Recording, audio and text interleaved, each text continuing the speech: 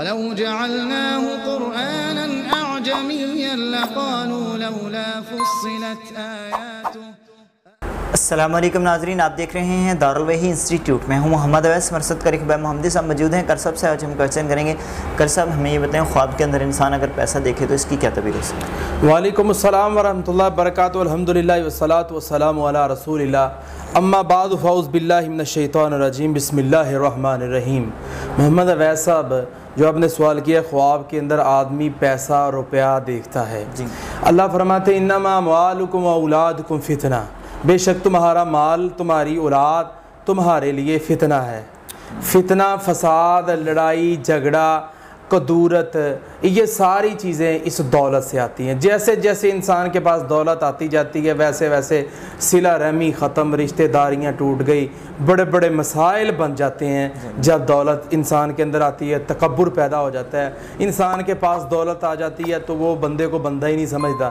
تو یہ ساری بو جو ہے اللہ اس سے محفوظ فرمائے، اور دعا کرنی چاہیے ربنا آتنا فی الدنیا حسنۃ وفی الآخرۃ حسنۃ وقنا عذاب النار۔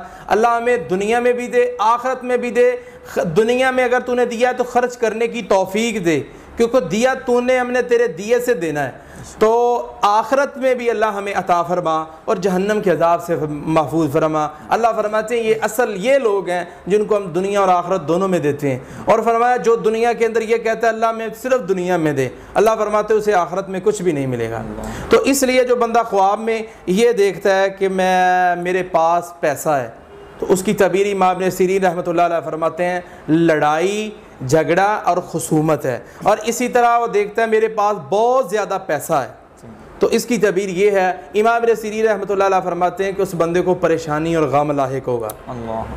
اور اسی طرح خواب کے اندر وہ دیکھتا ہے کہ میں نے اپنے گھر سے پیسے کو باہر پھینک دیا ہے، انڈیل دیا ہے، تو اس کی تعبیر یہ ہے کہ اس سے غم، پریشانی، دکھ جو ہیں یہ اللہ رب العالمین دور فرما دیں گے۔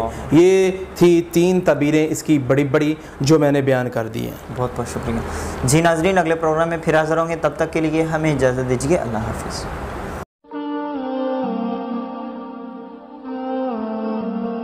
وَلَوْ جَعَلْنَاهُ قُرْآنًا أَعْجَمِيًّا لَقَالُوا لَوْلَا فُصِّلَتْ آيَاتُهُ۔